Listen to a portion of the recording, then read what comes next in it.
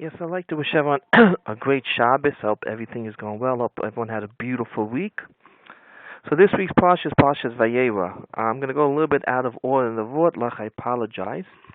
But if you can just start first for four people are sick. Moshe ben Rachel, he's a Chashuvav in Israel. Miriam Chaya Basara, I think it's Rebbitzin Solomon from Lakewood. Esther Feder Basleya, and Miriam Liba Bastavoa, Miriam Liba Bastavoa, and Esther Feder Basleya. Can please down for these four Yidden who are very sick. So I'm first going to go do the Akeda. I know it's a little bit out of order, but yeah, there's beautiful words. So the eight stars Atov. Eight stars Atov asks a question, we only, Akedah Yitzchak, we only call the Nisayan the test for Avram Avinu. Yitzchak was going to be shechted. Yitzchak was going to be slaughtered. So why wasn't it a test for him? Even to line the Mizbeach. Zakta eight stars Satov. The pshat is, yes, it was a test for Yitzchak. But we know when you're commanded to do a mitzvah, you have a bigger Yetzer Hara than someone who's not commanded to do it. Hashem commanded Avram to shech Yitzchak. Therefore, Avram had a bigger Yetzer Hara, a bigger evil inclination.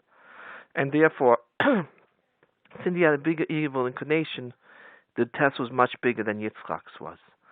The Wallah just said a simple shot is that, as much as yes, it's not easy to die, but it's harder on a father or mother to kill their own son or their own daughter. It's harder on a parent to kill their own child. That's a greater nisayon. And obviously we heard stories from that similar in the Holocaust. You can't blame them, obviously, the Nazis, but we heard stories like that. The Malach, after the Kedah, you can't blame it in the Holocaust. Obviously, it wasn't, the Nazis put guns to the head or even probably took some of the Jews' hands and forced them to kill the child, with a knife, whatever it was.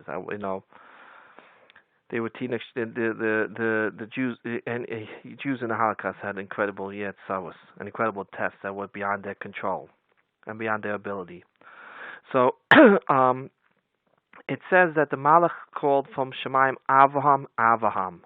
So why the Malach have to repeat Hashem's name? Repeat Avram's name twice.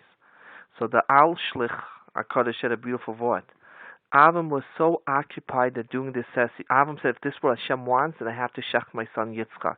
He was so engrossed in it that the Malach had to scream it twice, Avram. Like, don't do it, don't shech Yitzchak. You passed the test. But he was so engrossed in it that he had to be, the Malach had to say it twice. I'm not sure it's the Arizal or Zohar Kadosh. Arizal or Zohar Kadosh said different shot by Avram. I might be changing around the words, but what the shot is that Hashem was telling Avram, the Avram you were meant to be and the Avram you on this earth is the same Avraham.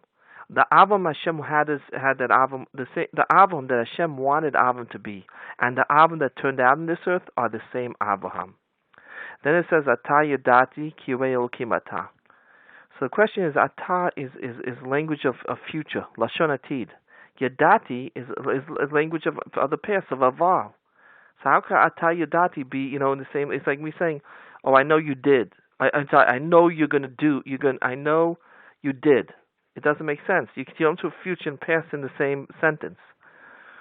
So Hashem is telling Avram, the other tests, you might thought Avram did it for reward. Remember, Hashem told Avram to leave his land because he's going to get a huge amount of money. You might have thought that Avram did the Chnasas Orchim because maybe people were watching him. All those were ulterior. There was motives you can say that Avram Avinu did it, but by the Kedah, no one was watching. It was just Avram and Yitzchak and of course a Kadosh Baruch Hu.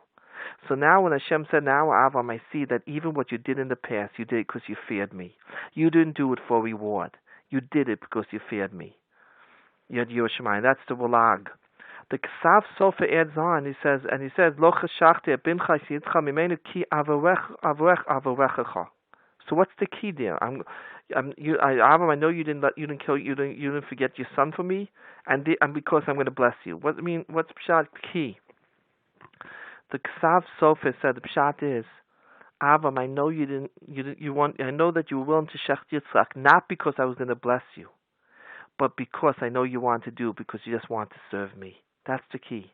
I know Avraham Avinu that you didn't want to shech Yitzchak because you're going to get a bracha from it.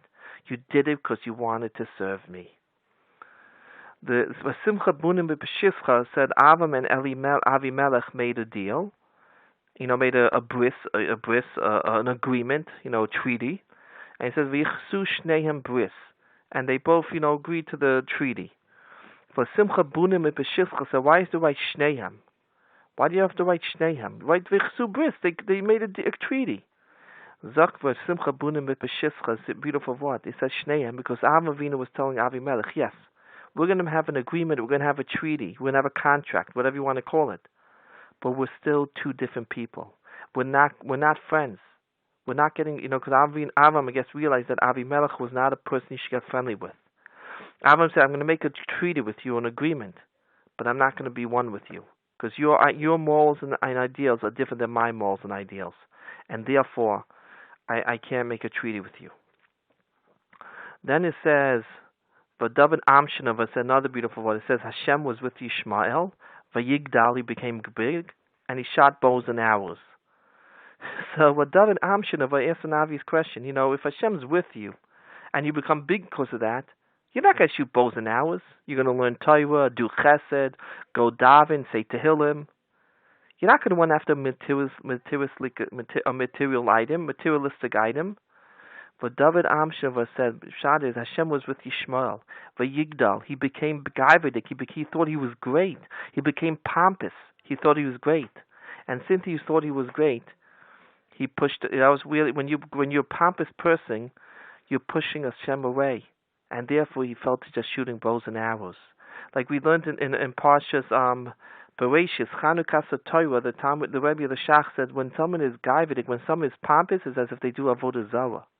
So when Yishmael became great because he realized that, wow, I'm so great, Hashem is with me, he was pushing Hashem away. He was pushing away the spirituality and HaKadosh Baruch Hu away, and therefore he just was shooting bows and arrows. The Walag just said a different shot. The Torah, you can say, he's giving, there might be a Jewish shot, but the Walag says kind of, you can say, the Walag is saying that Hashem was with Yishmael, and Yishmael became great because of that. I mean, when you grow up, Yishmael became full of spirituality, became great because Hashem was with him. He became a great person. But what did Yishmael turn to? Shoot bows and arrows. On the other hand, a Jewish person, when Hashem is with a Jew, and they become great, they do spiritual items, like we said, learn Torah, do Chesed, say Tehillim, daven to Hashem, keep Shabbos Kodesh, keep Yontif Kodesh. But Yishmael saw what Yishmael thought my greatness could be. I can shoot bows and arrows. That's how I'll become even greater in serving Hashem. He was misguided on how to serve Hashem. So by Shlomo Kluger said another beautiful word. By Echnasus Ochim, we said Avram Avinu was talking to Hashem. Hashem came to visit Avram Avinu because he had a bris milah at the age of 99. And then it said, Avinu saw the guests, he went to take care of the guests. And we learned from Avinu taking care of guests, of Orchim, is greater than talking to Hashem. So we learned him from Avinu. But how did Avinu know that? How did Avinu know taking care of guests is greater than talking to Hashem? Mekabel Pnei Shechina. So Shlomo Kluger said a beautiful word. He said, Avinu's whole body was, all it wanted to do was to serve Hashem. So let's say he lifted his hand up to make Kiddush. His hand did it automatically. His hand did it automatically to make Kiddush. His eyes did it automatically to look into a Siddur or a Gemara. His whole body was attuned to serving Hashem. So if you look at the language by Chnas Sochim, it says Vayeira, Avram saw the guests, and then Vayeira, Vayiratz. And then he saw again. Why did it have to repeat twice? Vayeira, he saw. We saw that it said Avinu saw the guests. So I have to repeat that he saw again. Shlomo Kluger said a beautiful Vayeira and the Vayeira Vayiratz. Avinu saw that he was running to take care of the guests. So therefore, Avinu knew that if he's running to take care of the guests, his body's doing what Hashem wants him to do. When he saw that he was wanting to take care of the guests, he realized, if my body's doing this, then I know that's what Hashem wants, because his body was so in tune to what Hashem wanted him to do. The Baba Sali just had a different explanation. We know Avram Avinu was weak after having a circumcision, a bris milah at the age of 99, which is very hard. But the Baba Sali, but then when Avram Avinu got a burst of energy to take care of the guests, Avinu knew that was a sign from Hashem that Hashem wants me to take care of the guests, and rather that taking care of the guests is greater than talking to Hashem. Because when Avinu got suddenly a burst of energy to want to take care of the guests, Avinu knew that was a sign from Hashem. It was a sign from Hashem that taking care of the guests is greater than talking to Hashem. And obviously, going through life, that obviously was a test on Avinu whether he's going to take care of the guests or not. I just heard an incredible story from Rabbi Yudin in Israel. He was on a CD, and he quoted a story from Rebbe Tzimachlis, Allah Shalom. She was actually, a Yortzeit was about a little bit over a week ago. They got Rebbe Tzimachlis and Rebbe Tzimachlis, both her and her husband, got friendly with this guy called Eliyahu. I don't know who Eliyahu is, but got friendly with him. And Eliyahu lived by the Kotel, and Rebbe Tzimachlis showed Eliyahu how to make his own pizza in the Machlis' house. She taught him and all that, and they left the door open. They always left the door open, for Eliyahu and anyone else who needed stuff. At 3:00 in the morning, they start hearing banging on the window. So Machlis gets up and he looks out and he goes, what's going on? He has an emergency, and he sees it's Eliyahu. And he goes, well, what can I do? What can we do to help you? He goes, well, I forgot how to make pizza. Could you help me? So Machlis turns to his wife, Rebbe Tzimachlis, and said, it's Eliyahu forgot how to make pizza. What should we do? Rebbe Tzimachlis got dressed and said, this is a test Hashem is giving me. Hashem is giving me this test to take care of a fellow Jew at 3:00 in the morning. I got to pass it. She got dressed and went to make pizza with Eliyahu at 3:00 in the morning, because she was the one who taught him to make the pizza first. I'm sure Machlis would have done the same. But you see, this is what we go through life. Hashem gives us tests. We have to base on Avram, Yitzchak, Yaakov, and obviously the Machlis is also, in order to pass the tests.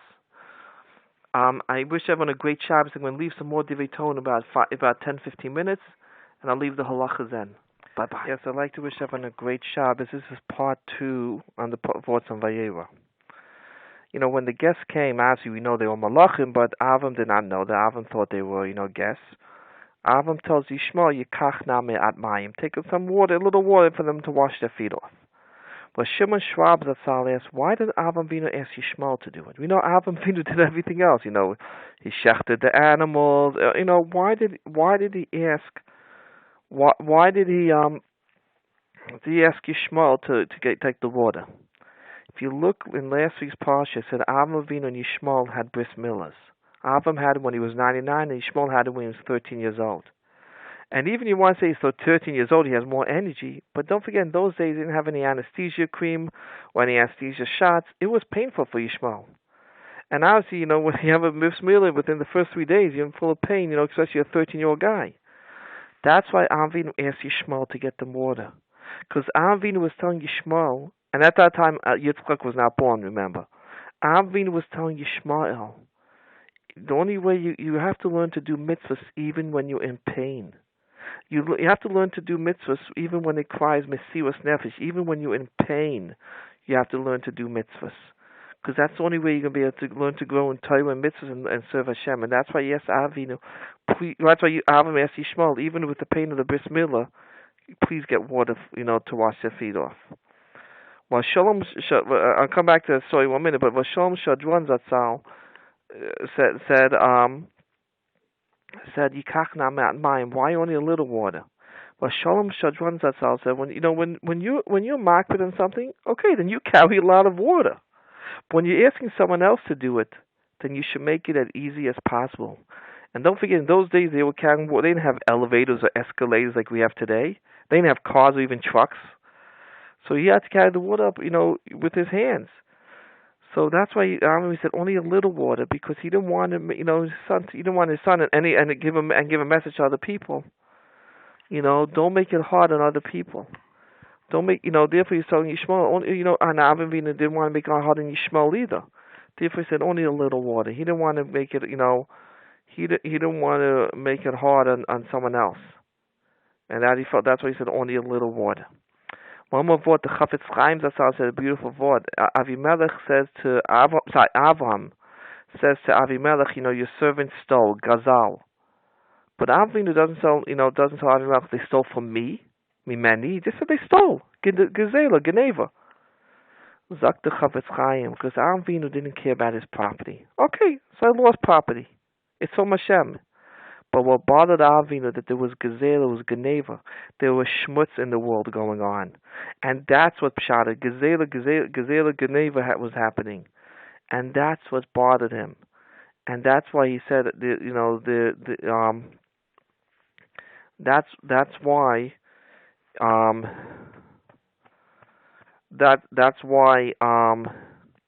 that's why he said the Gezela going on. And you see from Avinu and Yishmael, obviously his son, that taking care of guests is a great mitzvah. Even if you have to shech cows, take care of the animal, take care of them, even requires a lot of work on your part. Taking care of guests is a big mitzvah. And there's an incredible story about Akiva Eiger, I believe it was Akiva Eiger and Nesivos. Nesivos. They used to learn together, Torah Kadosha. And someone knocked on Akiva Eiger's door, and there was a poor man, bundled up with shmatas, he didn't even have shoes. And he asked for Akiva Eiger said, come into my house. And when Akiva Eiger took shmatas off one foot and started rubbing it to make it, full of, to make it warm. Then he lifted up the other foot and goes, Nesivos, but covered, you do the other one. Because you should not think it below your dignity to make a fellow Jew, to make a guest, obviously a fellow Jew, but to make a guest happy. You should not think it's below your dignity. If Avram could do it, can't we all do it? I'd like to wish everyone a Gavaldik Shabbos, and I hope everything's going well. And I wish everyone a great week.